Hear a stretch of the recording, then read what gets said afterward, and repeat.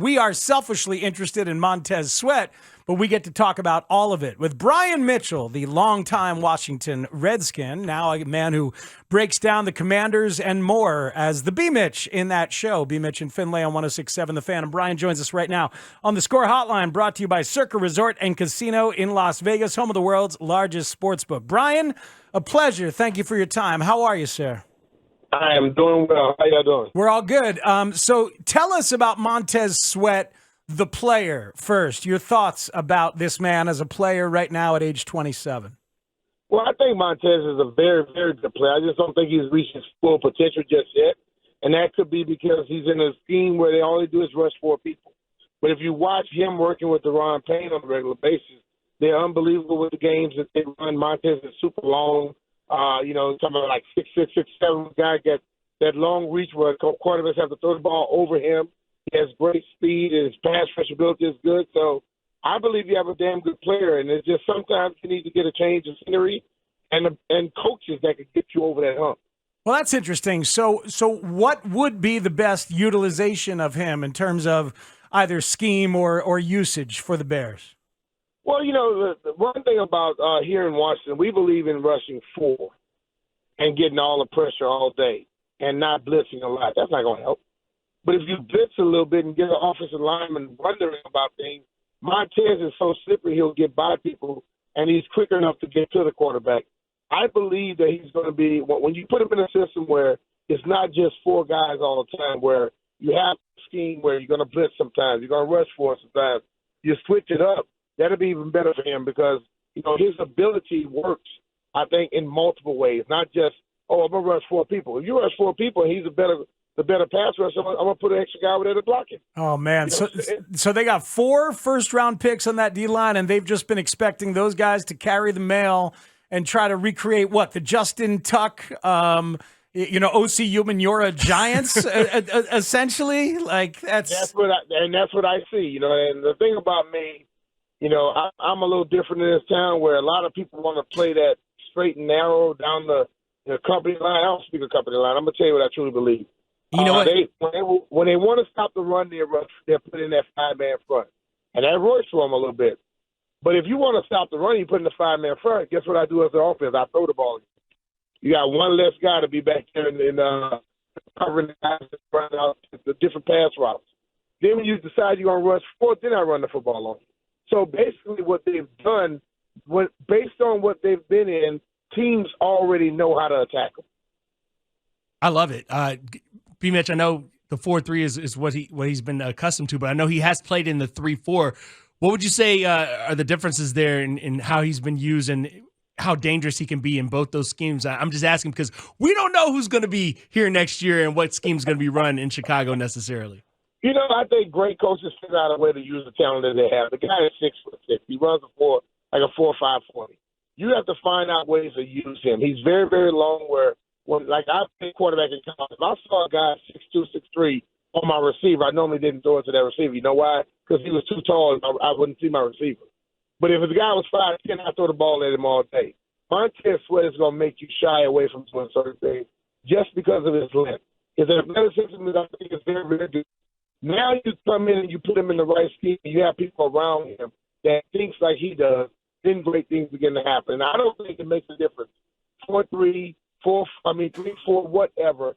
Have him on the field, understand that he's going to be more athletic than most of the guys he's going against every time.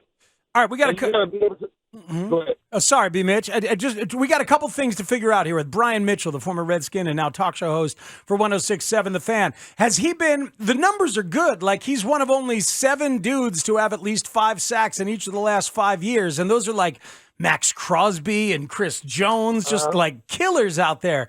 Has he been made better by the excellent big defensive interior that you guys have? Because we don't have that. We don't have that here. I don't think that did it for him. One thing about it, if you look at it, John Allen, Deron Payne was outstanding last year. He's been good the years before. He wasn't outstanding. I think ultimately what happens in this thing, people give John and Deron, I think, a little bit more credit than they absolutely deserve. When you got Montez and you also had Chase on the other side who they traded as well, those guys were going one-on-one against most guys. How many times does exceptional D linemen go one-on-one with anybody. Mm-hmm. See, my 14 years in the league, if we didn't double team you, then guess what? We didn't respect you. So if you're not being double teamed every play, every game for the most part, then you are not the guy you think you are. So I think Montez is good enough to go out there and get it done. But what I said earlier, he and Duran developed a great relationship and a rapport where they had a lot of games with those guys. See, as I look at the NFL today, there are guys with exceptional talent, but every once in a while they can stray a little bit. In this defense that Jack Del Rio runs, it has to be exactly what he calls at all times. If you do the same thing over and over again, any great offensive mind will begin to pick you apart. So they got like Micah Parsons right there in Dallas. You think Micah Parsons is doing exactly what the scheme entails? No. Or Micah Parsons being able to do some things he wants to do sometimes. Yeah, he's freelancing. If you have a talent like that, you got to be able to give him that freedom. I appreciate the honesty, B-Mitch. I'm just concerned because I know what the coaching staff has done here with guys that they have, and I don't know if the things that you're saying are going to come to fruition. I just wanted to ask for a distinction because we've been talking a lot about the fact that both Chase Young and Montez Sweat got traded. Did the Bears give up too much? Should they have gone after Chase Young? Is he just a rental? What do you see as these guys' ceilings individually, and how would you contrast and compare Sweat against Young? Well, I think Sweat is a guy who, the year his brother got killed, I think he kind of dropped a little bit in his performance. But other than that, he's there all the time, and I believe the best ability is availability. The guy is at the game all the time. He's healthy, he's sturdy, and things of that nature. Chase has a history already this early in his career of injuries, you know. And I think when you look at that, that is what I think. That's why Montez was giving up for a second-round pick and Chase was for a third-round pick. Do I believe Chase has a higher upside? Yes. But he's been injured now, so is that upside what I thought it was when he was first drafted? I don't know that. You know what I'm saying? But Montez, I believe that if he had a little bit more coaching and a little bit more belief to be able to sometimes use his athleticism, I think he could be a better football player. You know, I developed a mindset. I told my coach, you're the coach from Monday to Saturday. On Sunday, I'm the damn coach. Because if I've been doing something all week and it hasn't worked, why the hell am you doing the football game? I'm going to have to figure out something else. See, that's awesome. Because if you're good enough, then, yeah, you should be able to, like, freelance at least a little bit. Brian Mitchell, tell us about Montez Sweat, the man, as best you can, in terms of his football character. We've been burned in this position before. Last year, our GM traded a high second-round pick for Chase Claypool. That didn't work out, Brian. So you know we're hoping we don't have that. You know what? I'm going to tell you, he's relatively quiet. You know, like when you see a guy of his size and his ilk, you would think that he's going to be a demonstrative type person. He's not. You know, he plays football. He comes to work like he's a lunch pail type guy. Doesn't say a lot, but he just gets on the field and does his job and moves on. So, and I kind of like that in a sense. If you're not the demonstrative person, don't try to be it. Just go out there and perform. He's been very, very consistent. He, to me, was like was Ryan Kerrigan, who was here. Ryan didn't do a lot of extra stuff to bring attention to himself. He just got on the football field and performed. You know, and I think that's the thing. And then I didn't hear him complain a lot about a lot of people or coaches or when things wasn't used properly. So it's coachable.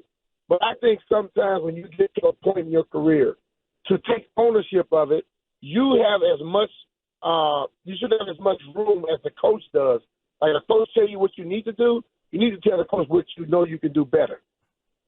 You think Montez will be easier to sign than Chase Young? Chase going to go to free agency and try to maximize it completely? I think Montez will be. I think Montez is a guy who's going to go along and take care of the business. Chase is a guy already at this point in his career who thinks he's one of the stars. And when you start thinking more about being a star than a football player, you are going to always be more difficult. Man, that's some serious stuff from Brian Mitchell. All right, look, last thing, Brian. You are the all-time leader in the NFL in both kickoff return yards and punt return yards. I mean, this is royalty we're talking to here. We got a guy in town in Velus Jones who cannot catch a punt to save his life. Is that something he can learn or not, Brian? Well, you know what? I would have to say yes, it's something he can learn, but the question would be, is he willing to put the time in? Because when I got to the NFL, and I'm sure a lot of people won't even believe this and they don't know this, I had never caught a punt or a kick in my life. Wow. I was a quarterback from the 8th grade all the way through college.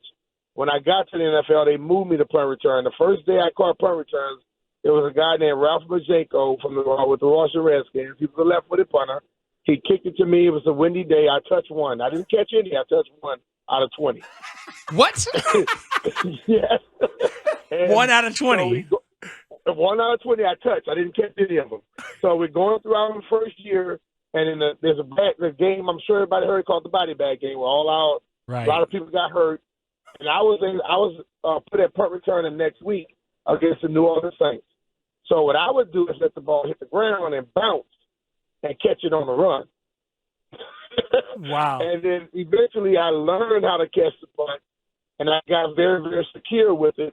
But in my first year to two, I was lost. But once the ball was in my hand, I was electrocuted to do some things. But before that, I didn't have a damn clue.